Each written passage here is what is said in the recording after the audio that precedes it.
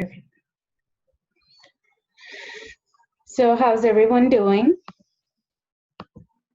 Doing good. That's good. Good.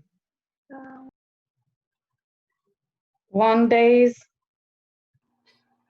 Yeah. All of us having long days. It's been crazy. Crazy couple of days.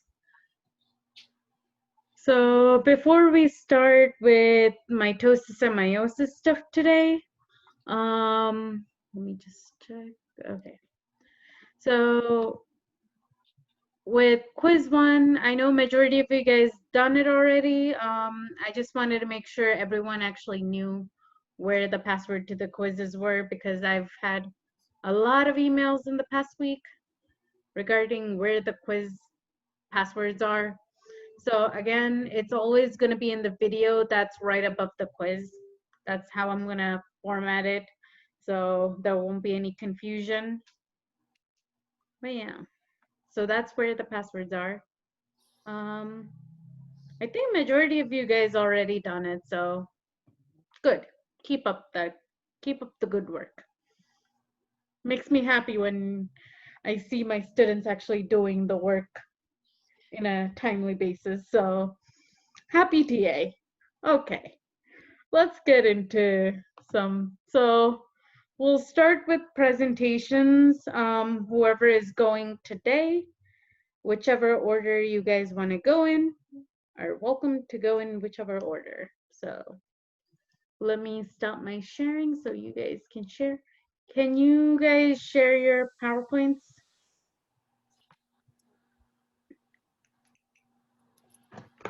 Is it allowing you to? Whoever is going.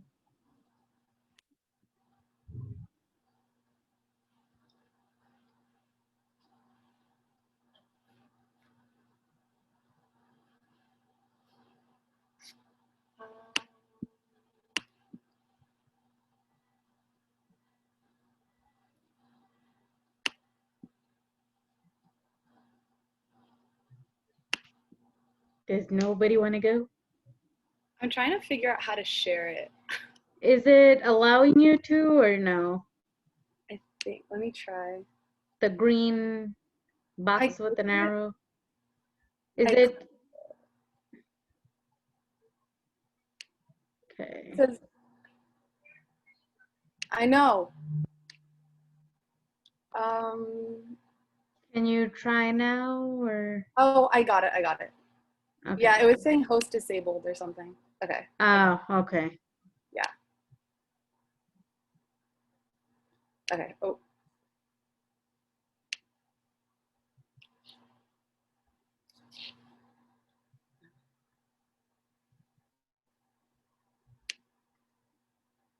Ooh, pretty. Thank you.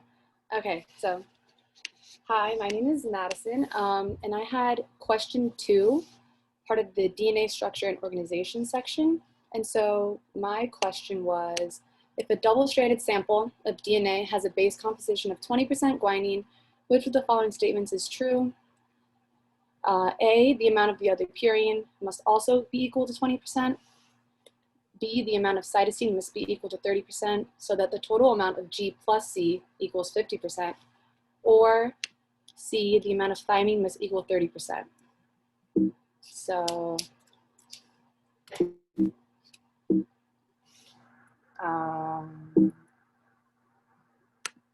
okay. So what we know is that adenine and thymine are base pairs, and guanine and cytosine are also base pairs. And according to Chargaff's rule, these base pairs are complementary, meaning that they're both going to equal the same amount. And so, for example, in this problem, we know that guanine is 20%, which also means that cytosine must also be 20%. So once we add those together, that's 40. And then altogether, all the base pairs are going to equal to 100. So we do 100 minus 40, which is going to be 60. And then to figure out how much each base pair is going to be individually, we have to divide that by 2. And then, so 60 divided by 2 is 30. So now we know that adenine is 30% and thymine is also 30% since they're both base pairs, which brings us to our answer, which is C. The amount of thymine must equal 30%. Good. Did that make sense to everyone? Yes. Thank you. So essentially that is like a perfect example as to how I want these presentations to run. So great job, Madison. Thank you. Okay, I'll stop my share. Yes. Okay, sorry. Okay. Okay. Oh, we even had clapping going on too. Saw that. Like it. Okay. Who's next?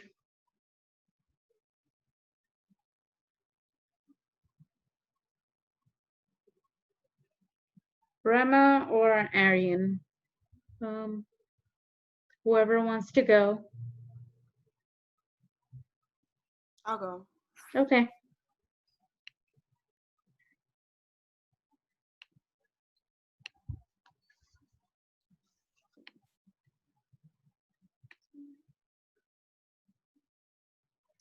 Okay, so I had question 3. Oh, by the name, my name is Ariane James, by the way. Yeah, sorry. Okay, my question was based off Hershey and Chase's experiment, and the main question was, is DNA the hereditary material, or is it protein, or is it something else? So that's what their experiment was basically trying to answer. So they did a series of experiments with the usage of bacteriophage, which is a virus that infects bacteria. In doing so, they prepared 2 samples of infected E. coli. One of them had phosphorus, which was only found in DNA, and the other, which was sulfur, which is only found in the protein. I felt like those were the in the end, they concluded that DNA is the hereditary material, because when they put it in the blender, when they did the experiments and they put it in the blender and seen whether the virus was passed down the DNA material, and it turned out to be protein. It turned out to be DNA. No, sorry. Okay, so the question was, what conclusion could be drawn if Hershey and Chase found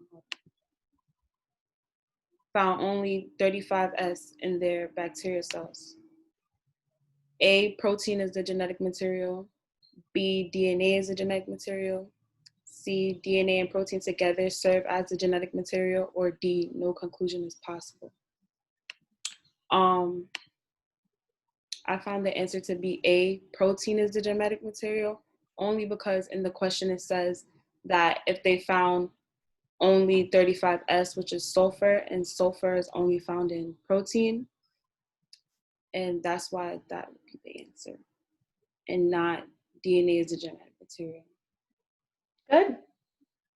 Did that make sense to everyone? We're all on the same page? Great. Okay. It's the question because it's weird. It says only. Like if it didn't mention only, then the correct answer would be DNA is a genetic material. Because it tripped me. Yeah, because like if you had seen P35 or whatever the phosphorus radioactive labeling, then you'd be like, oh, it's DNA. But you saw only the sulfur 32? Yeah. So when you only see that, okay, sorry. So that's essentially what's been happening, okay? Okay.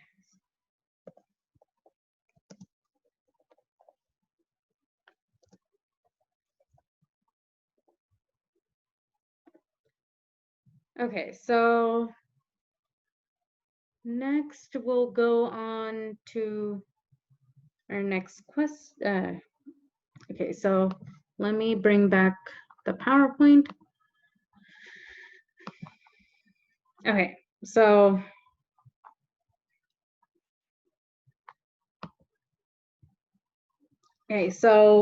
what is the name for loosely packed DNA? what is the name for tightly condensed DNA? So do you guys remember what those were, the terms themselves? Isn't the tightly compacted one the supercoiled one? Or is it the Supercoiled, B? but what is the other term for it? I've It's from never. chapter 12, I think. Should be. Poly. Is it the one? The other one is puff for a chromosome. I'm so confused. Sorry.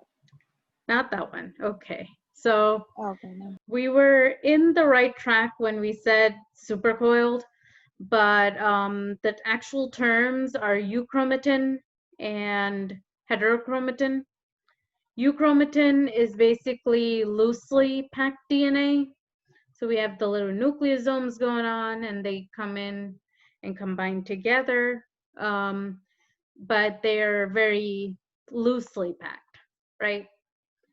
This is the part of DNA that will allow you to do gene expression or anything else that is needed. Does that make sense? Okay. So the next one is heterochromatin. This is tightly packed to a point where you cannot do anything that is gene expression related because it's so packed here that it's like blocking all the DNA, like, no, I'm not giving you any of my DNA for gene expression. Oh. So that's basically the differences between those two. Does that make sense? Okay. Yes, please. Huh? What happened? Somebody said yes, please. Okay. I guess not. So what do you guys know about homologous chromosomes and sister chromatids?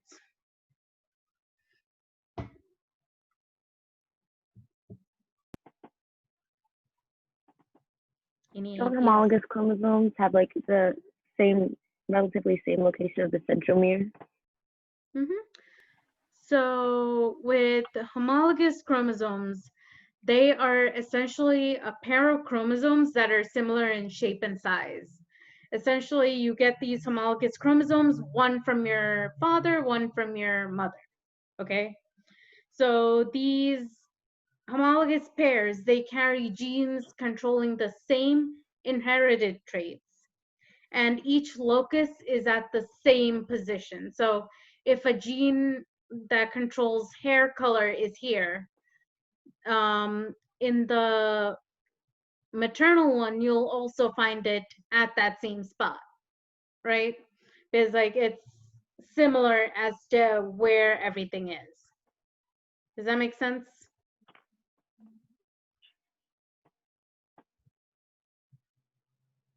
Okay.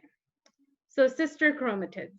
Sister chromatids are identical copies of DNA. So it's basically from the same parent. It's basically formed by replication of the DNA itself. So in this case, these guys, the sister chromatids actually share a centromere, okay? And they contain the same alleles at the same loci, and they're typically found on the same chromosome. So 2 chromatids, basically 1 chromosome, okay? So what do you guys know about ploidy, diploidy, haploidy, all those ploidy words? I know that since chromosomes come in like pairs, if you're counting by haploid, then you're counting like each individual chromosome. If you're counting by diploid, you're counting the pairs, I believe, or I might have mixed that up. Okay, so close. Ploidy is just the number of copies of each chromosome within a cell. So in this case, diploidy is 2 copies because diploid. So 2 sets of chromosomes. They are homologous. Both members of a homologous pair of chromosomes are present. One of each member is derived from each parent. So that's diploidy. Then you have haploidy, which is essentially half the homologous pair. Does that make sense?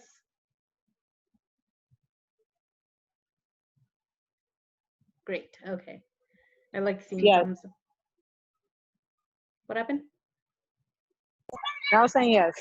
Okay, great, wonderful.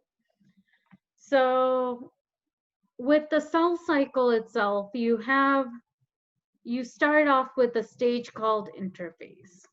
Interphase is where the cell grows, replicates, grows even more, checks all what is going on, how it's going, before it goes into the cell division called mitosis, right? So what's happening in mitosis? The replication of DNA. Okay, The that movement of happens in, chromosomes. Oh, inside the cell. okay, yes. I guess what is the first stage in mitosis?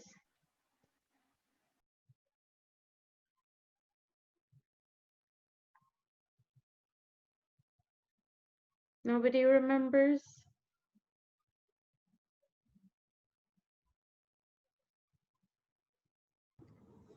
Is The it S phase? Prophase. Okay. S phase and all those wonderful phase. G1, S phase, G2, those are in interphase, okay? So that's all happening in this stage. I'm asking what's the first step Is it in prophase? my Prophase. prophase? Yes. So they get all coiled up, all get happy, coiled, and the centrioles divide and they move apart. And then what's the next step? Metaphase. So there's prometaphase. Prometaphase is where you can actually see these chromosomes as clear double structures. And the centrioles actually reach the opposite sides and these spindle fibers starting to form, okay? So now is when we have metaphase, okay? So metaphase, when you think meta, think middle. All of the chromosomes end up aligning at the metaphase plate, which is essentially the center of the cell itself. So any questions on these phases so far? Okay. So next we have anaphase, right? What's happening in anaphase? They're splitting apart. Mm-hmm. So the centromeres of these guys split and the daughter chromosomes are pulled apart. So, and they start going to the opposite poles. What's next? Telophase? Yep. So we have telophase where the daughter chromosomes are at their opposite sides and then they end up, everything comes together, the nuclear membrane starts to reform, and then cytokinesis happens. What is cytokinesis? That's the splitting of the cell into two different cells. Mm-hmm. So cyto is another fancy term for cell. It's essentially splitting the cytoplasm and everything that's with it, just like, whoop. We good on mitosis? Okay, I really should have moved this question to after meiosis, but separation of sister chromatids occurs when?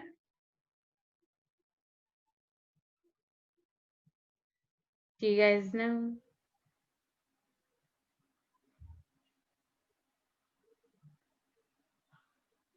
Any ideas? Ooh, the chat. Forgot about that thing.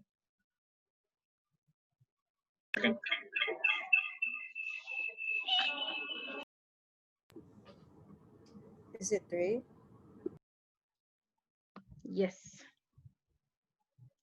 So as always, when you separate out sister chromatids, it is in anaphase in mitosis and anaphase 2 in meiosis, okay? So we'll go more into the steps of meiosis soon. Okay, so these, okay, I should have changed 5 phases, but essentially, what are the stages? Anyone want to walk me through it?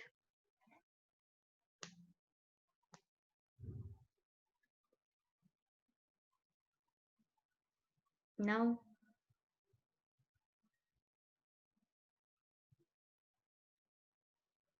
Pretty please. I know you're all tired, but we gotta talk.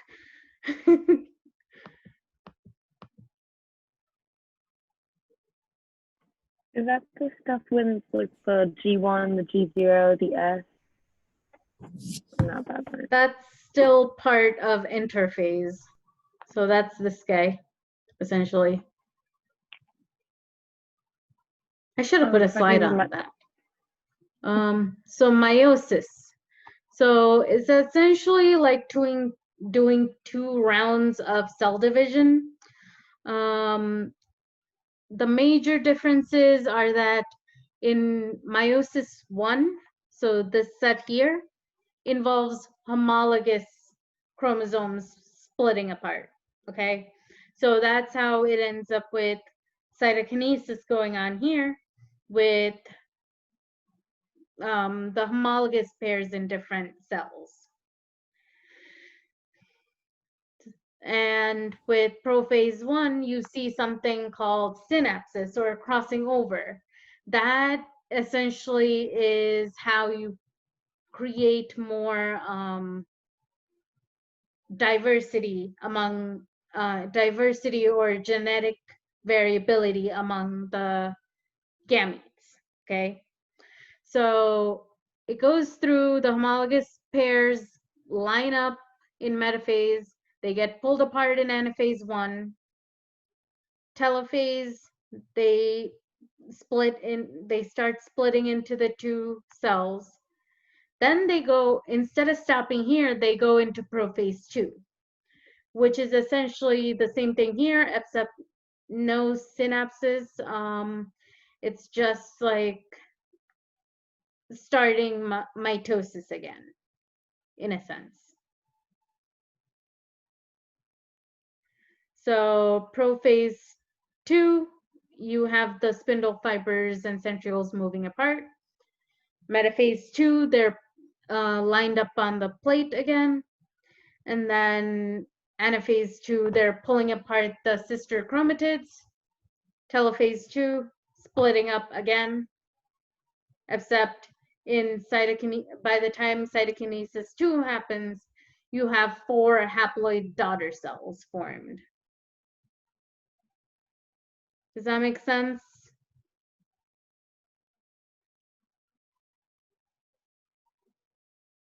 Are we okay? Yes. Wonderful. Okay. So essentially we're gonna talk about, next we're gonna think about what makes mitosis and meiosis different. So when does DNA replication occur in both of these guys?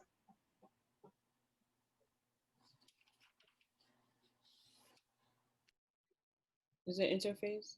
Mm-hmm. So during interphase, before, in mitosis, it's before the division starts. Same thing goes with meiosis.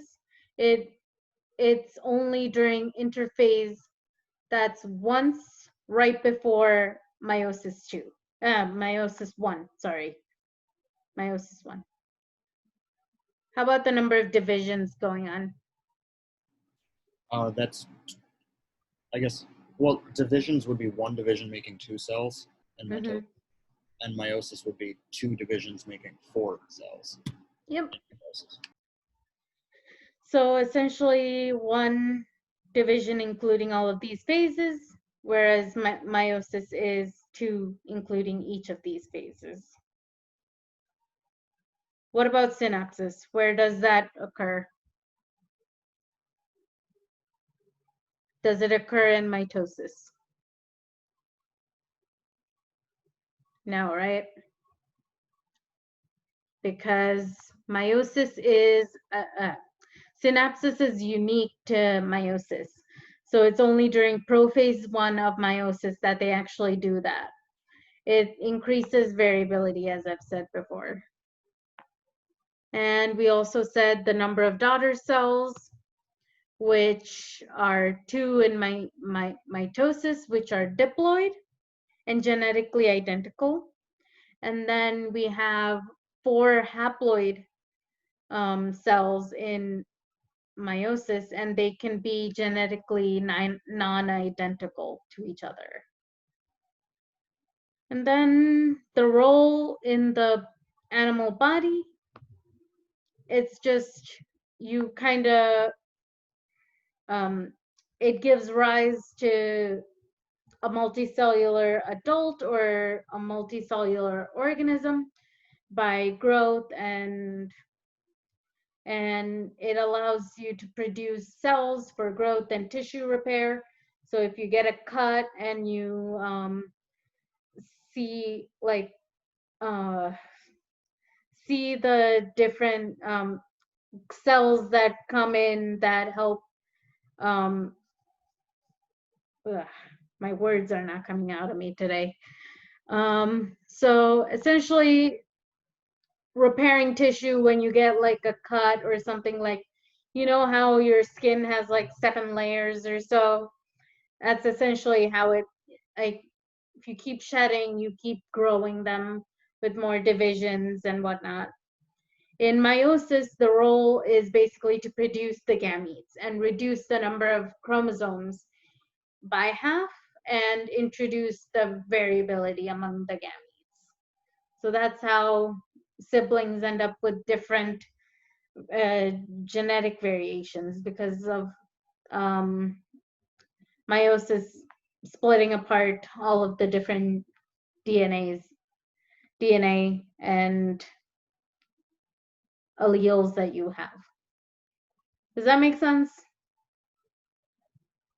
Okay. A cell containing 40 chromatids at the beginning of meiosis, at its completion, produce cells containing how many chromatids?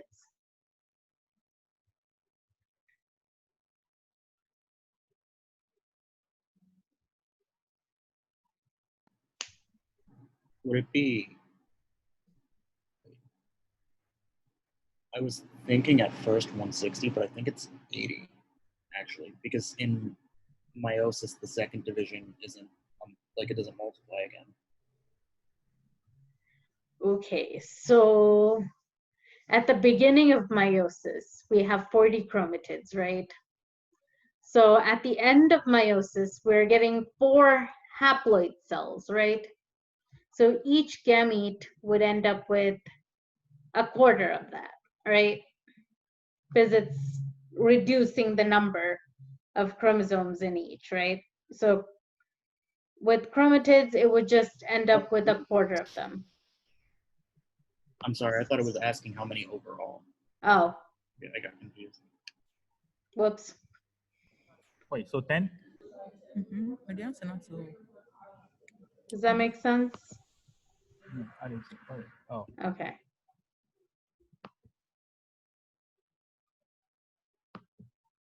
Yeah, I can't see all of you in one go, so it's like me jumping around between the video panel over here. Anyways, a diploid organism has 4 chromosomes, A, B, C, and D. So I kind of did this part out for you guys, write out all of the gametes this organism can generate. So one of the things with this question is that if it's 4 chromosomes, it's easy, you know, like you can just write them all out and be like, this is all the combinations you can get, no questions about it. But then what would you do if you have like 50 chromosomes? How many of them can you actually generate without going crazy? Like writing them out. That would be nuts, Would right? it just be that number squared? So it's actually the other way around. 2 to the power n. Wait, say that again? 2 to the power n. Yes. So you have 2 to the power of n, right? So that's the number of gametes produced in an organism, where n is actually, it can be the number of chromosomes or the number of heterozygotes in a genotype, okay? So what would this be? 2 to 50, right? So essentially these new combinations are generated in part because during meiosis, the non-homologs segregate into gametes independently. Does this question make sense? Okay. So now I am going to split you guys Can I into. ask a question? Oh, okay. I don't get that part. The This one? 50 part of it, I didn't get it. So where did I lose you here? Yes. Okay, so this is a general formula for determining the number of different gametes you can get. In this case, so N stands for the number of different chromosomes or the heterozygotes. So in this case, it's asking how many different gametes can an organism with 50 chromosomes generate. So we take this, we know that N is equal to 50, right? Because it's the number of chromosomes. So we take that, and 2 to the 50 becomes this number right here, which is a lot of combinations. That is essentially the number of gametes, different gametes that you can make. Does that make sense? Great, okay. Anyone else have any questions before we go into a little bit of group work? It's going to be our in-class activity as well. So can you guys just check on Blackboard that you guys can actually see the worksheet? I have a question. You know the one you put for session 2 attendance, were we supposed to do it before class or? No, that's during class itself. This is actually that activity actually. Right. And one of the good things about this assignment is that I will allow you guys to submit it until any time Friday night, Got it. I was actually working on it, but I have a question on the last one. We'll go over it, so don't worry. You Okay. guys will be able to correct your answers, look at it again, and then send it in afterwards. So can you guys actually see it on Blackboard before I send you guys off into groups for a little bit? It's called session 2 attendance, right? Mm-hmm. Okay. It's just It's 2 where quiz questions. 2 and stuff are. Wait, say that again? It's where like it's in the folder that has like quiz 2 and the discussion video. Yep. So under module 1, go to mitosis and meiosis, the session 2 attendance activity. Everyone got it? Okay. What are we supposed to do for the activity? So it's just answering the questions, but I'm gonna let you guys talk in groups for now. You guys talk about it, and then we'll come back and talk about and answer the questions together. Okay? I'm gonna break you guys into groups. Okay.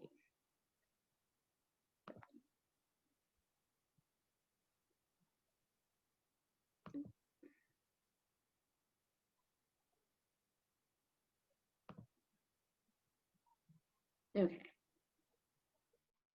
So I just put you guys all in groups.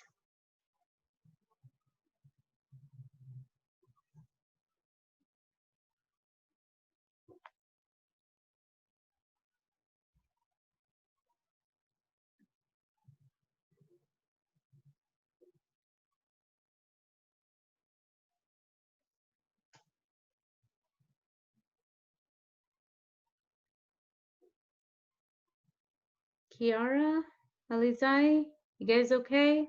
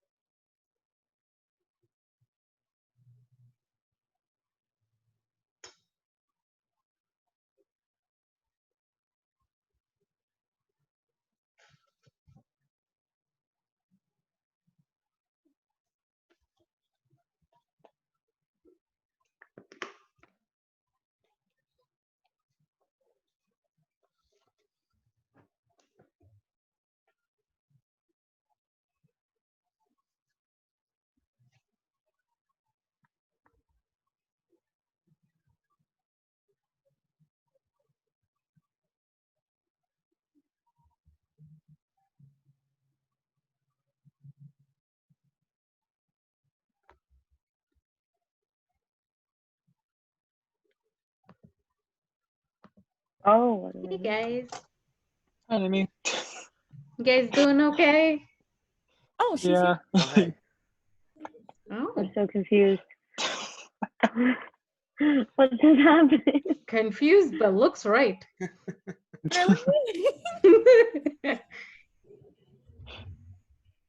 Yep.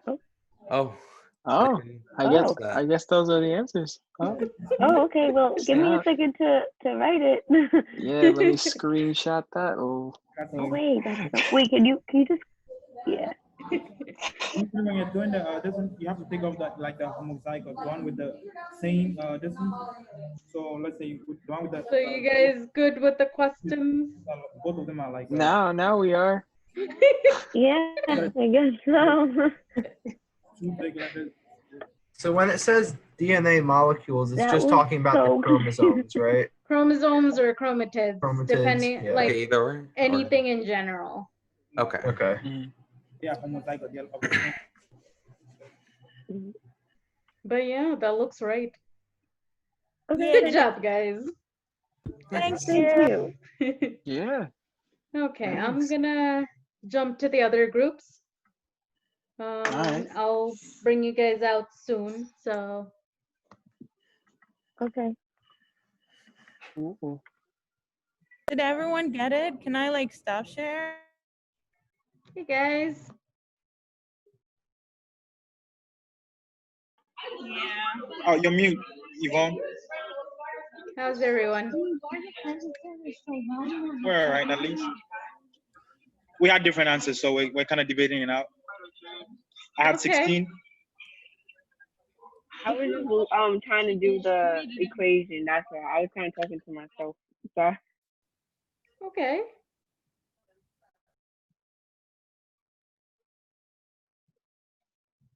You guys have any questions? Concerns? Yeah. So when you're doing when you're working there, this is for number one. Aren't you supposed to like the zygote, the ones with the same what's the name? Like the double Fs, the small double Fs. Anyway, does anyone take The lowercase ortho s here? and then the uppercase b's. Okay. So you only consider that are heterozygotes. So the ones that have a uppercase letter and a lowercase letter, not one that is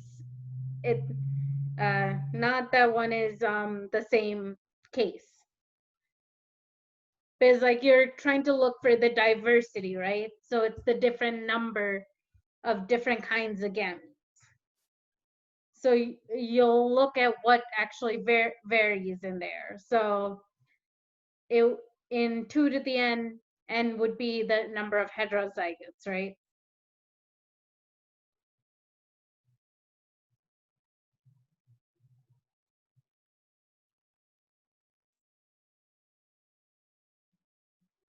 Does that make sense?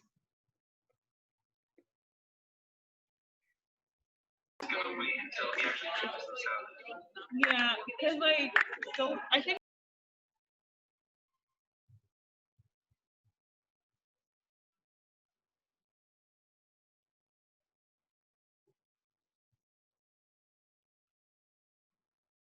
Okay, I'm gonna pull everyone out of the groups. And we'll discuss this question more if needed. Okay? Okay. All right, thank you. I got it. Thanks. That's good. Okay. Leave breakout.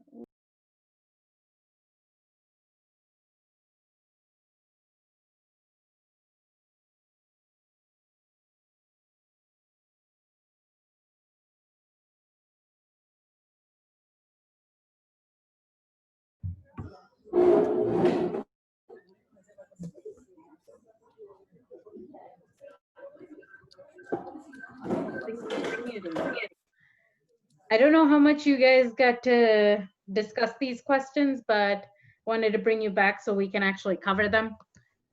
Let me just bring this PowerPoint because it keeps running away from me. Okay. So what do you guys think about this question? It's pretty easy, not too bad. I think the answer is 2. Yes. That is what? 2. So 16. How did y'all come up with this answer? Like based off of So remember that formula that we talked about, 2 to the n? So the n also stands for number of heterozygotes. So in this case, you're seeing a genotype, right? So in this case, you'll account, so we chose the heterozygotes because that's the one that actually gives you any variety, right? Because you have a big A, little a, big C, little c, it's like everything everywhere, right? So when you see that, you're like, okay, it's asking me for the number of different kinds of gametes, right? So in this case, you would go with the number of heterozygotes. So 1 heterozygote, 2 heterozygote, 3 heterozygote, 4, right? So you put 4 into n, and then 2 to the 4th is 16. 16. Does that make sense? Oh. So just to check the like BB and the FF, that doesn't count because like they're both the same, so that makes them homozygous. Mm-hmm. Okay. So we don't, when they're asking us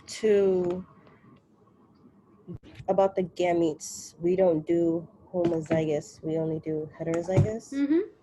Okay, thank you.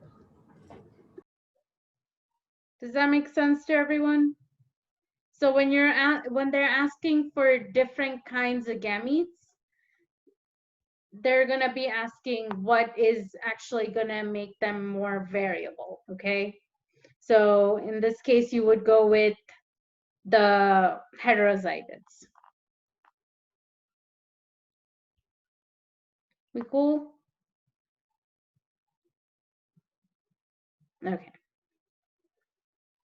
So that's 16.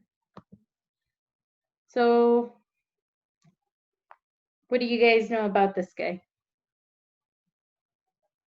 So for each of the following stages, state the number of nuclear DNA present in a human cell. Can be a little tricky depending on how you define a cell in these stages, because we have splitting apart and everything. What do you guys think? Isn't it? For A. Oh, okay. I was gonna say for A it's 46 chromosomes and then 92 chromatids, and then it's going for B it's the same as well, and C. Yep. So C, it's essentially like, so the thing I said about how you define a cell is because telophase is about to separate into 2 cells, right? So you have 46 separate chromosomes that are about to be in 2 different cells, right? Similar thing goes on with this guy here, telophase 1 of meiosis. You end up with like 23 chromosomes in each of the 2 about to be formed cells. So you have about each, so 46 chromatids, 23 chromosomes, right?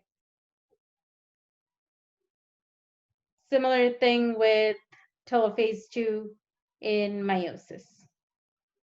Wait, so it's 2 chromosomes and 46 chromatids, or you wrote 2 chromatids, 46 chromatids? Okay, so 23 chromosomes. So 1 chromosome is 2 chromatids, right?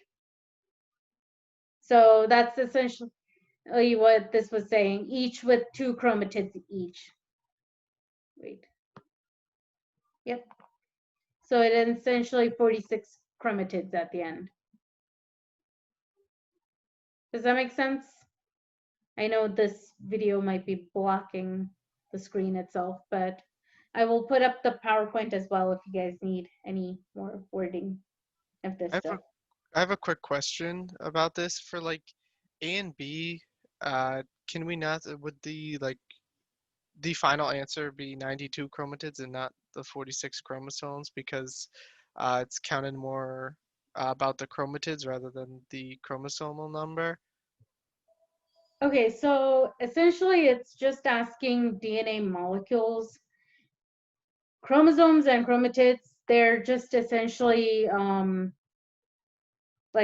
so chromatids, you can say either or. You can say 46 chromosomes or 92 chromatids. At the end of the day, it's the equal amount. So as long as you have one of them, it's okay. Thank you. Yep. Any other questions about this guy? So we just hand this in with the answers, and that's our attendance for the day? Mm-hmm. Yep.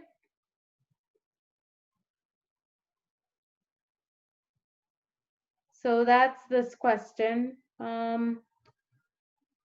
So what do you guys, okay, since you guys love the cell cycle, apparently, what do you guys remember about the order of the cell cycle itself? Isn't it number 2? Yes, I love it. So essentially it goes from G1 to S to G2, then M phase, and then back to G1, right? So it grows, it duplicates DNA, checks everything, divides, and then back to square one, right? So that's the answer to this guy. So that's number 2. What about this question?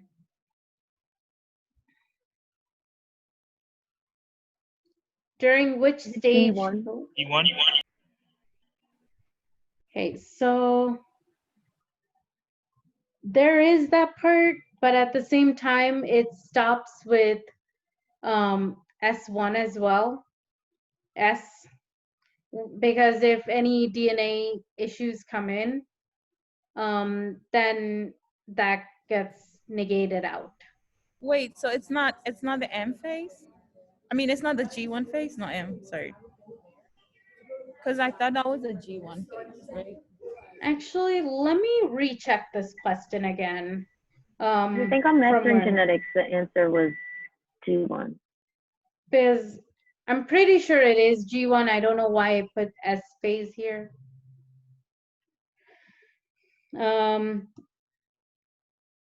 Okay, because when it goes through, you cannot, it's typically after S phase that you kind of go into like, okay, so this depends on a lot of factors. Here, it can stop if there is not enough nutrients.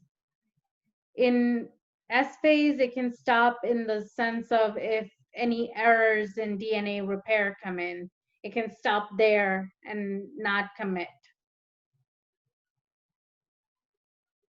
Does that make sense? But I'll double check the answer again for this guy, for you guys, just to make sure.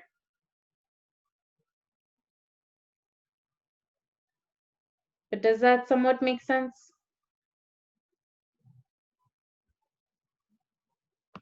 Okay.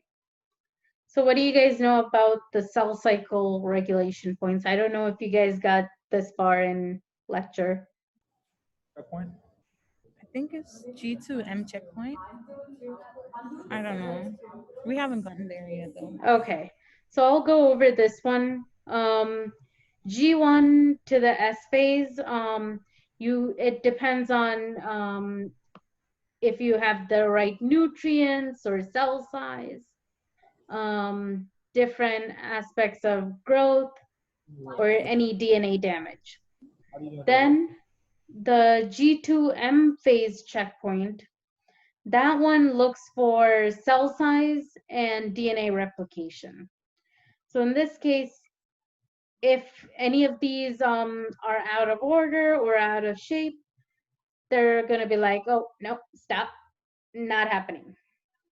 And then with M phase checkpoint, then you kind of end up with chromosome attachment to the spindle itself. So they check if the spindle actually attached, because if you do not have that spindle attached, you cannot actually move on to the next step, right?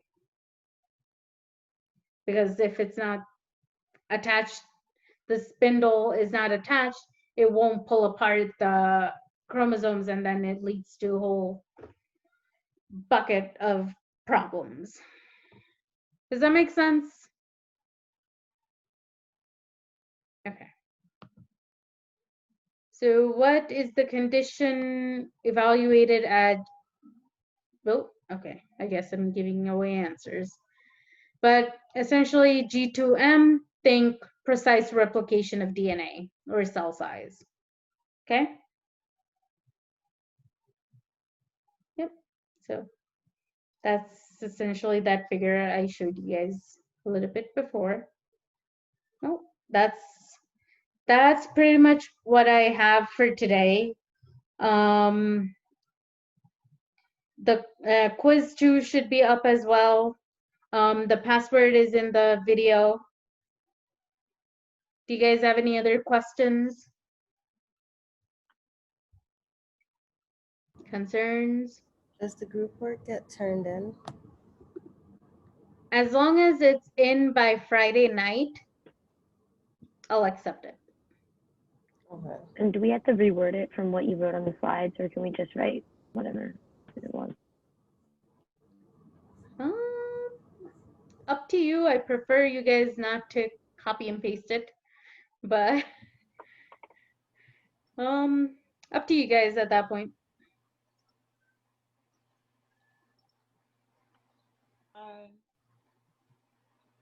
What's happening? I have a question.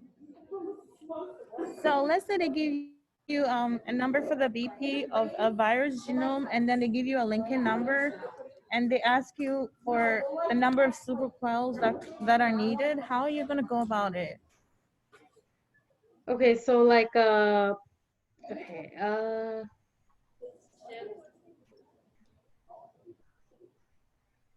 about next week I have a question with that for you guys, like with linking numbers and rights and twists and all that wonderful stuff.